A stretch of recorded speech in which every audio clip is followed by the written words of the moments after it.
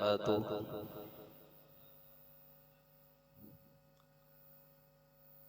अल्हम्दुलिल्लाहि वकफ़ा वसलामुन अला इबादिहिल्लज़ीना इस्तफ़ा। अम्मा बाद फ़अऊज़ु बिल्लाहि मिनश शैतानिर रजीम। बिस्मिल्लाहिर रहमानिर रहीम।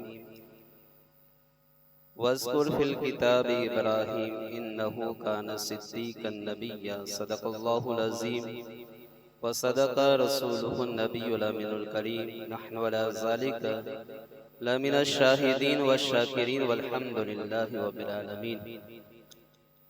मुअज़्ज़ज़ सामईन हज़रात, खुतबे के बाद कुरान मजीद व फुरकान हमीद की मुख्तसर आयत करीमा को तिलावत करने का शरफ हासिल किया है। आइए आगाज़ गुफ्तगू से कबल सारी कायनात के आका व मौला हुज़ूर रहमत आलम नूरे मुजस्सम सल्लल्लाहु तआला अलैहि वसल्लम की बारगाह बेकस पनाह में दरूद पाक का नजराना पेश कर और पढ़े अल्लाहुम्मा सल्ली मौलाना मुहम्मद व बारिक व सल्लिम सलातो व सलामन अलैका या सय्यदी या रसूल अल्लाह सल्लल्लाहु तआला अलैहि वसल्लम। मोहतरम हजरात, इस आयत करीमा को तिलावत करने का शरफ हासिल किया है। अल्लाह ताला फरमाता है कि वज़्कुर फ़िल किताबि इब्राहीम इन्नहु कान सिद्दीक़न नबिय्या। इस आयत करीमा में अल्लाह ताला ने हज़रत इब्राहीम अलैहिस्सलाम को याद करने का हुक्म दिया, क्योंकि वो अल्लाह की नबी, रसूल, मुकर्रब और महबूब बंदे हैं।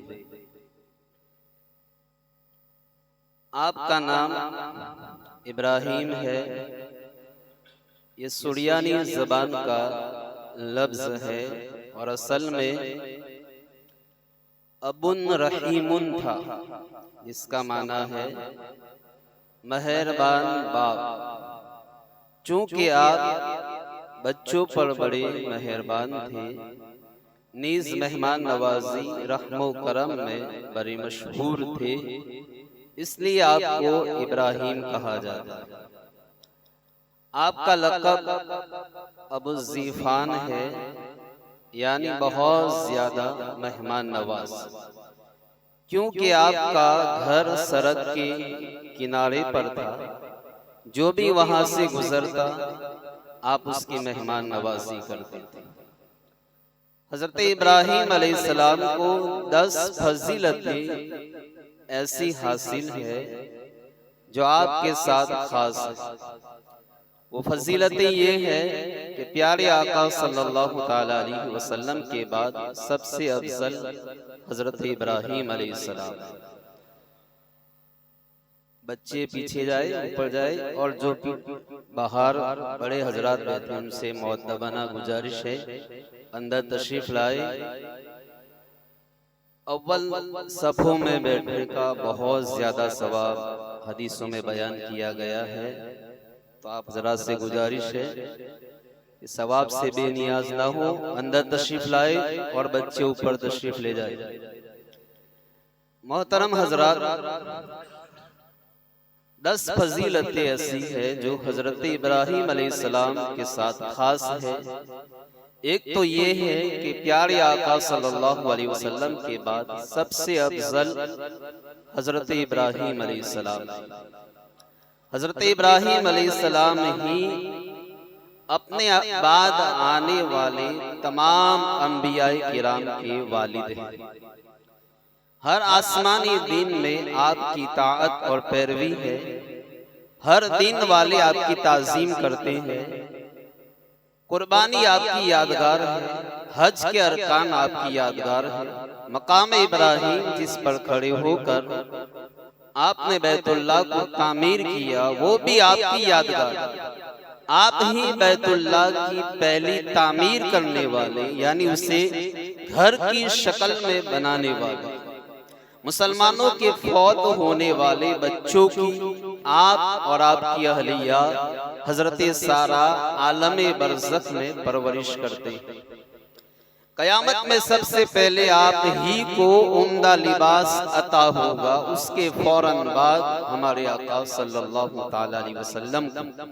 इसी तरह सबसे पहले आपके बाल सफेद हुए, सबसे पहले आपने सिला हुआ पाजामा ज़ेबे तन फरमाया, सबसे पहले आपने मिंबर पर खुतबा पढ़ा, सबसे पहले आपने मेहमान नवाजी की रस्म शुरू की।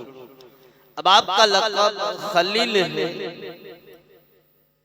और खलील किसे कहते हैं? तो साहिबे मनार फरमाते हैं खलील का लफ्ज़ उस मुहीब और हबीब के लिए इस्तेमाल होता है जिसके दिल में महबूब की मोहब्बत यूं रच बस जाए कि गैर की मोहब्बत की गुंजाइश तक न रहे।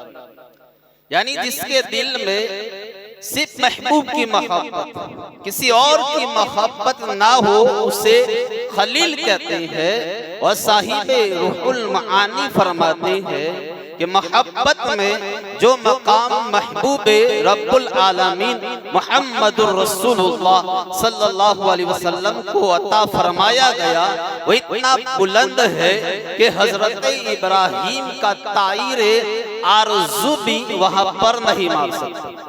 और उसकी चंद मिसालें कुरान मजीद से यूं मिलती है कि हजरत इब्राहीम अलैहिस्सलाम अर्ज करते हैं, फरमाते हैं इन्नी ज़ाहिबुन इला रब्बी सयहदीन, कि मैं अपने रब की तरफ जाने वाला हूँ, वो मेरी रहनुमाई फरमाएगा।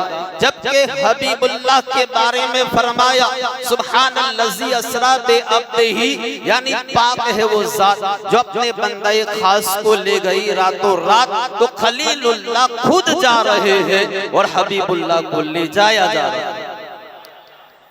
खलीलुल्लाह के बारे में फरमाया वल्लज़ी अतमा यगफिर ली खतियती यौमद्दीन, कि मुझे वो जात जिससे मेरी उम्मीद वाबस्ता है कि वो कयामत के दिन मेरी खता माफ फरमा देगा।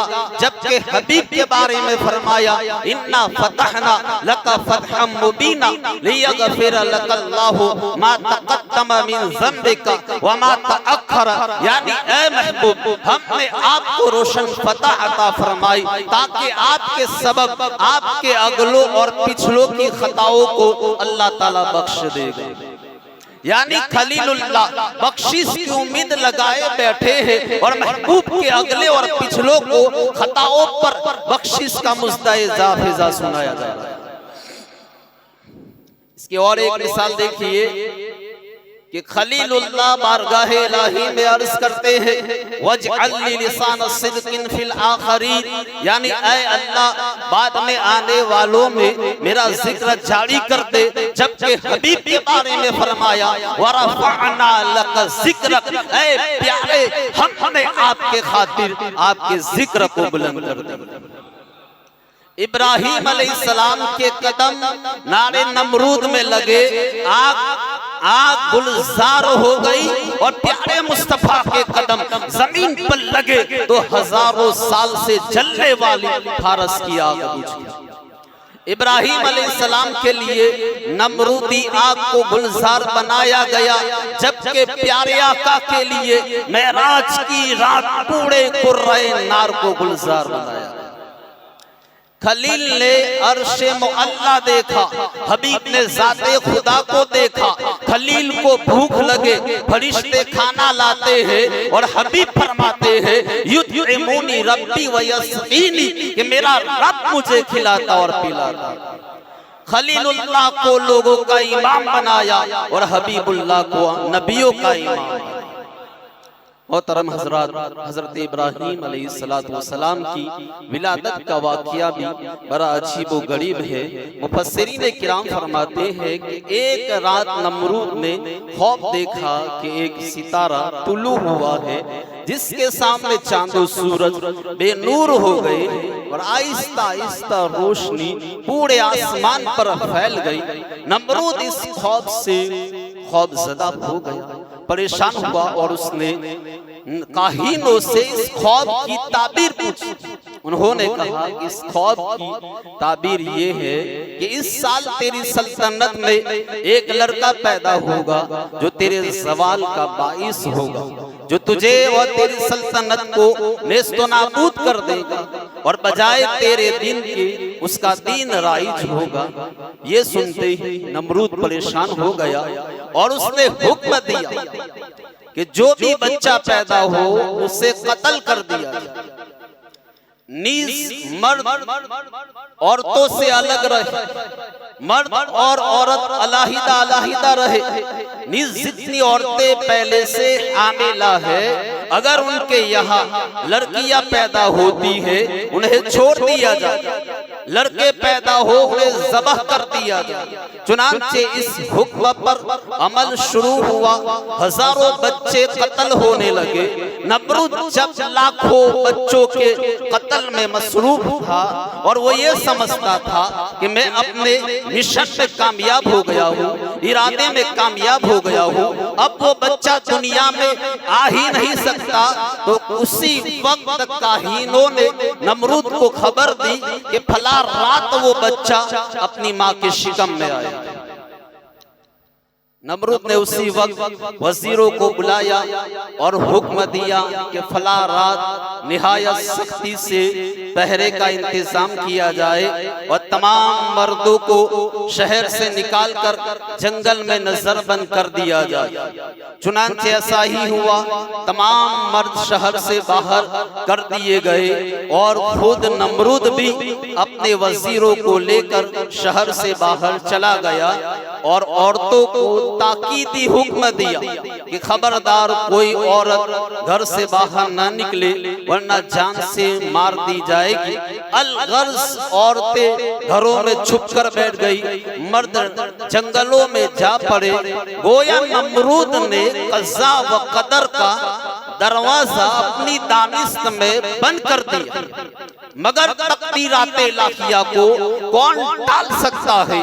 अल्लाह ताला कादिर मुतलक है, यफ़अलु मा यशा है, हय्यो क़य्यूम है, रब्बुल आलमीन है, अहसनुल खालिकीन है, रहमानुर रहीम है, मालिक यौमिद्दीन है, अज़ीज़ व जब्बार है, हसीब व रक़ीब है, लतीफ़ व खबीर है, नेअमल मौला व नेअमन नसीर है, मुजीबुद दावात है, वहदहु ला शरीक है, हाकिम मुतलक है, मालिक कुन फयकून है, अल्लाह कुल्ल शैइन कदीर।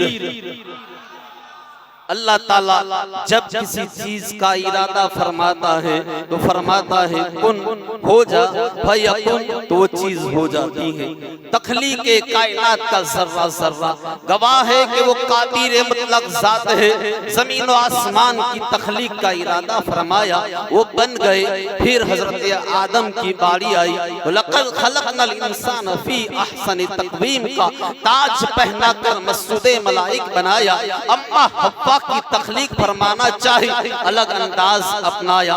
मूसा अलैहिस्सलाम को पैदा करना चाहा, फिर उन्होंने पूरा जोर लगा, एरी चोटी का जोर लगाया, मगर अल्लाह ताला ने हजरत मूसा अलैहिस्सलाम को पैदा फरमाया।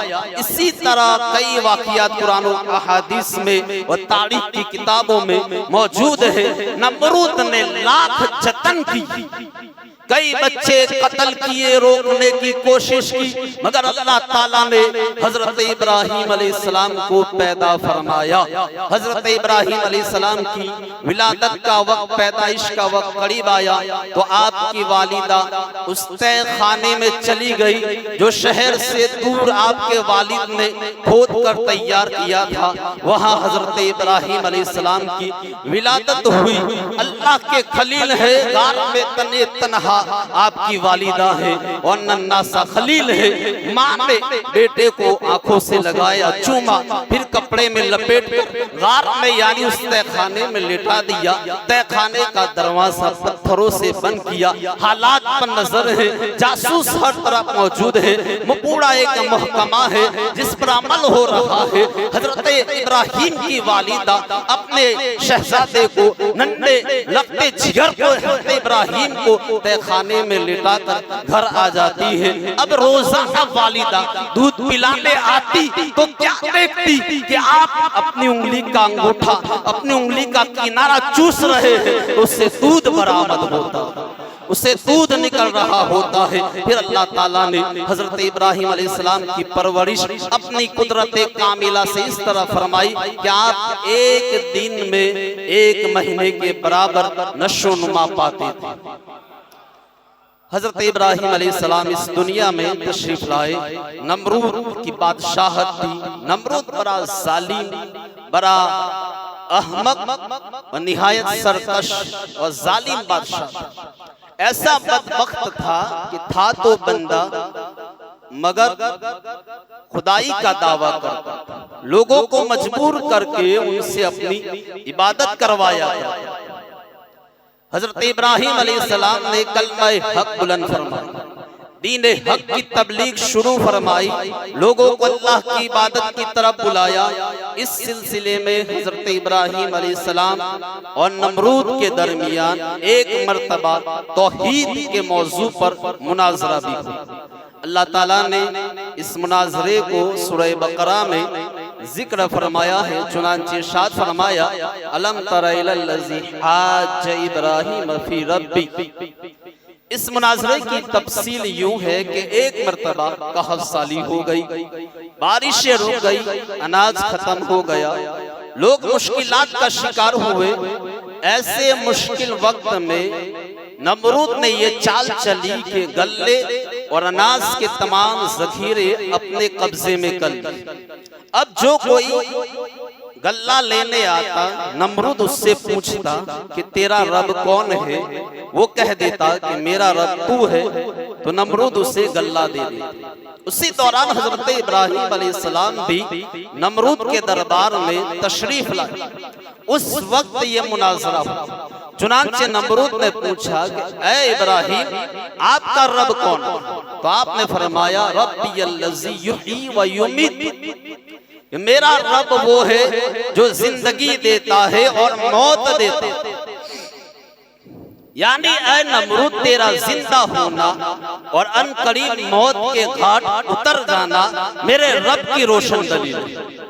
मेरा रब ऐसी कुदरतों वाला है कि बेजान में जिंदगी पैदा फरमाता है, जानदार को मौत देता है। यानी वही जिंदगी का खालिक है, मौत का भी वही खालिक है, वही कुदरत और इख्तियार वाला। हजरत इब्राहिम अलैहिस्सलाम की दलील बिल्कुल वाज़ेह, मुकम्मल और आसानी से समझ आने वाली थी और उसका जवाब देना नमरूद के बस की बात नहीं।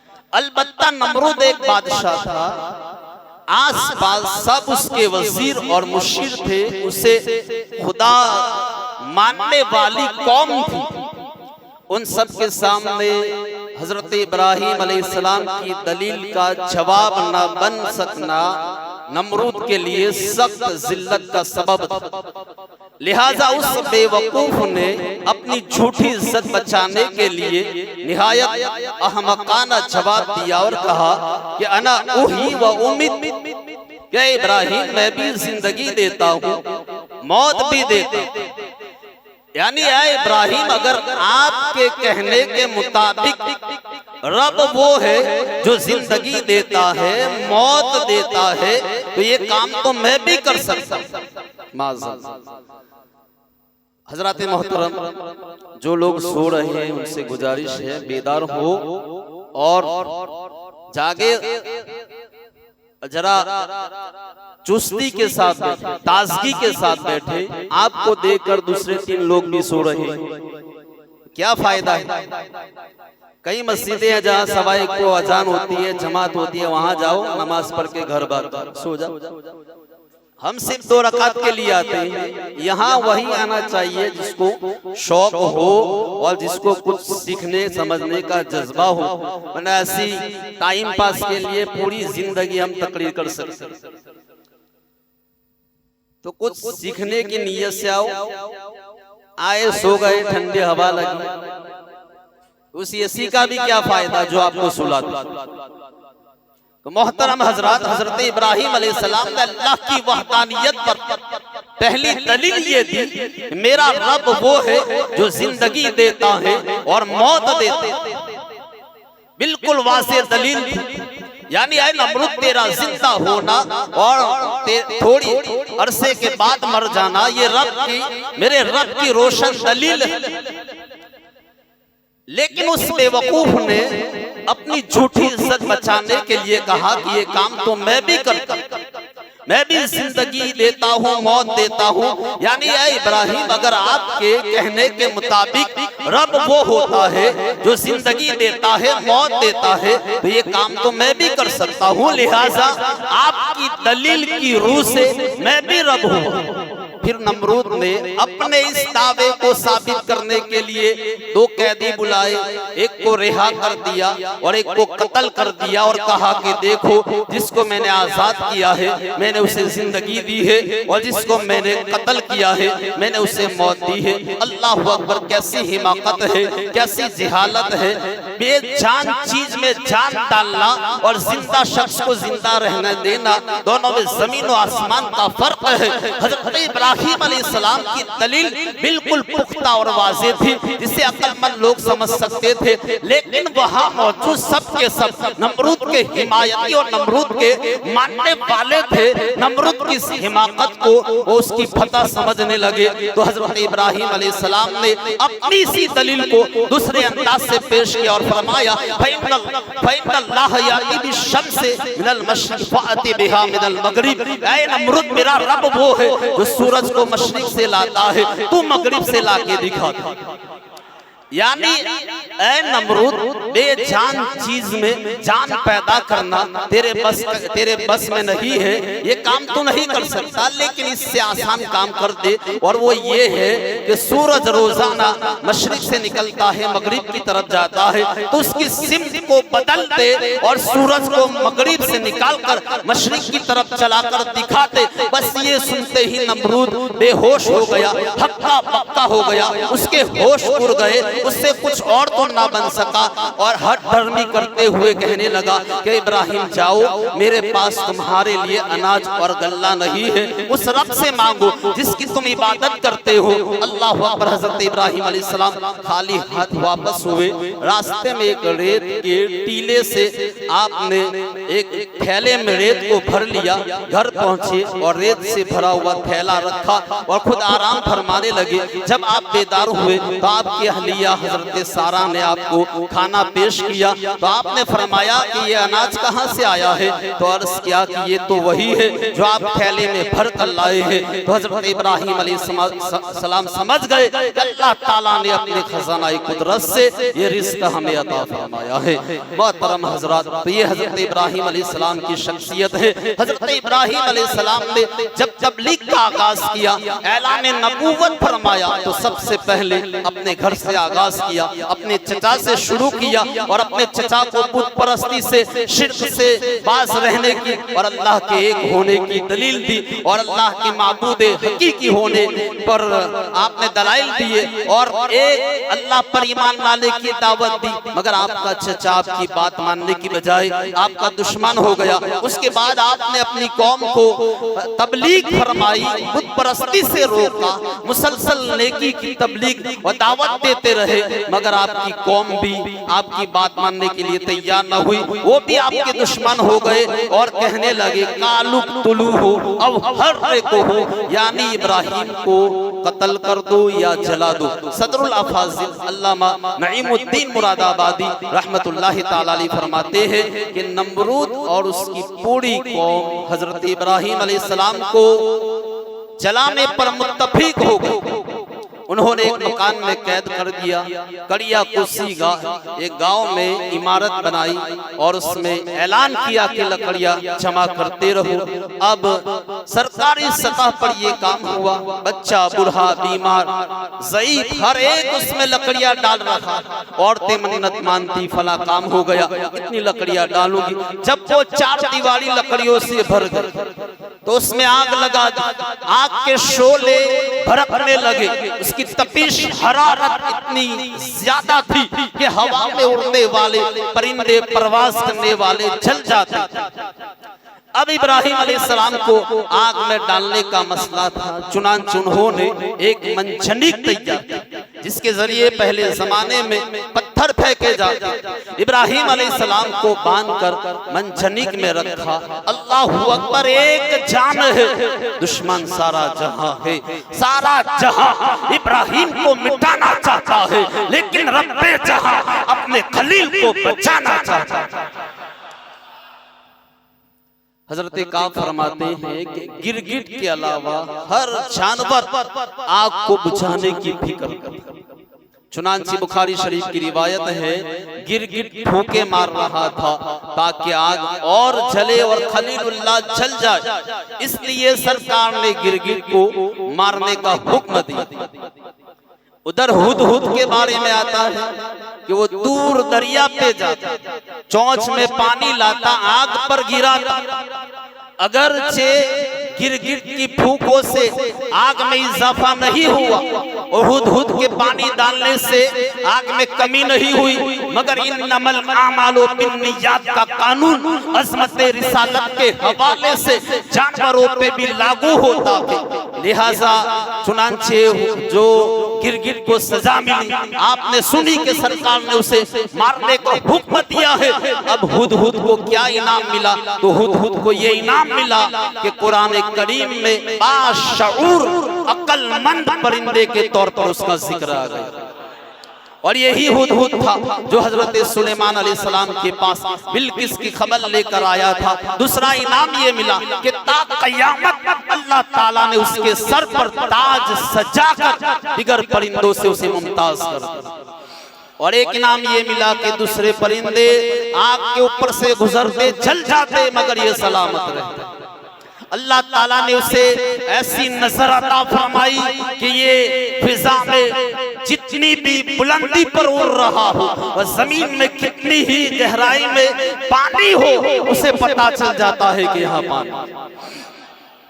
अब यहाँ गौर करो, एक परिंदा नबी का एहतराम करे तो इस कदर इनामात से नवाजा जाता है। तो इंसान अशरफुल मखलूकात अगर इमामुल अंबिया की बारगाह का अदब करेगा तो किस कदर अल्लाह ताला इनामात से नवाजेगा। दूसरा मसला ये साबित हुआ कि जब एक जानवर नबी की बारगाह में बदनीयत हो जाए, गुस्ताख हो जाए, तो उसे माफ नहीं किया जाता। तो इंसान अगर किसी नबी की शान में गुस्ताखी करे, बदनीयत हो जाए, उसे भी माफ नहीं किया जा सकता। अरे वो इंसान जो नबी की शान का मुनकिर हो, नबी की शान का गुस्ताख हो, जो ये कहे कि माशअल्लाह नबी हमारे जैसे थे, नबी हमारे भाई जैसे हैं, नबी का ख्याल नमाज में आ जाए तो नमाज नहीं होती है, माशअल्लाह और भी बहुत सारी गुस्ताखियां की है, तो बताओ ऐसे गुस्ताख के पीछे नमाज कैसे हो सकती है।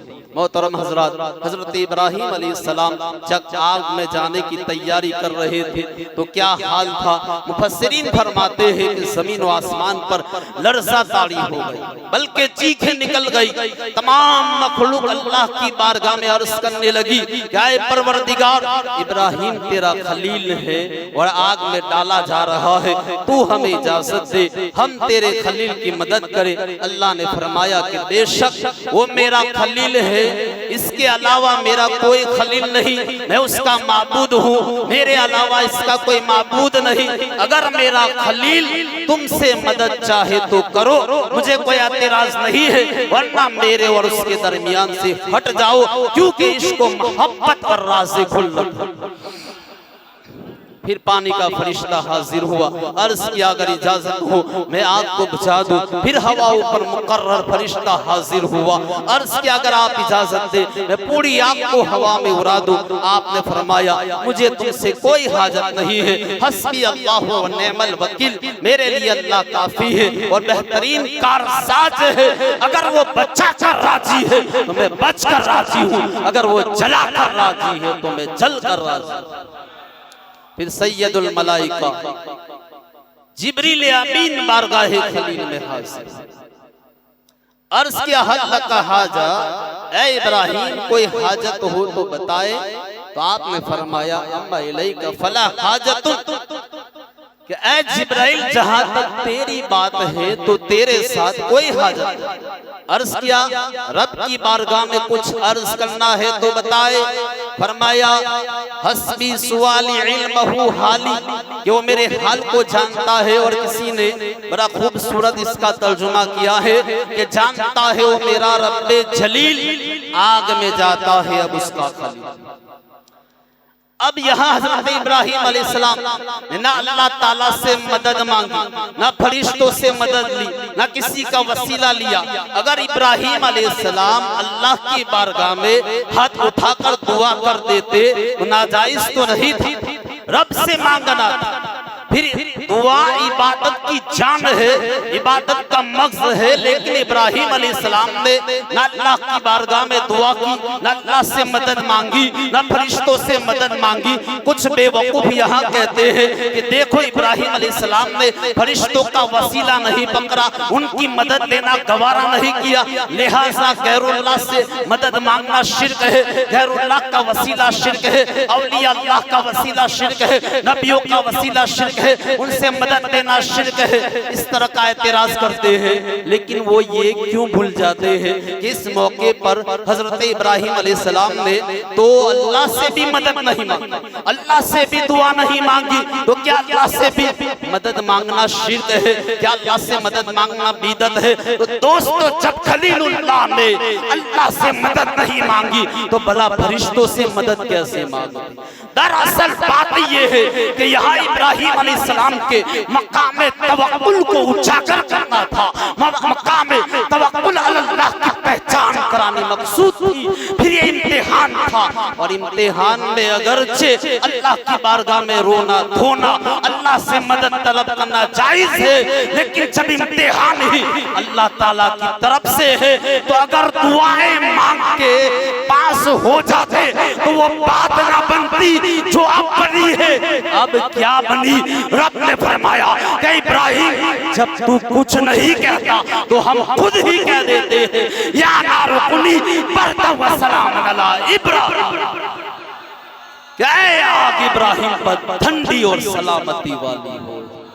मोहतरम हज़रा आखिरी बात और याद रखो, प्यारे खलील ने हजरत इब्राहिम ने फरिश्तों की मदद इसलिए नहीं ली, क्या इब्राहिम खलीलुल्लाह का वसीला न जिब्राइल बन सकता है, न मिकाईल बन सकता है, न इसराफील बन सकता है, न कोई और फरिश्ता बन सकता है। अगर खलीलुल्लाह का कोई वसीला बन सकता है तो हबीबुल्लाह भी बन सकता है।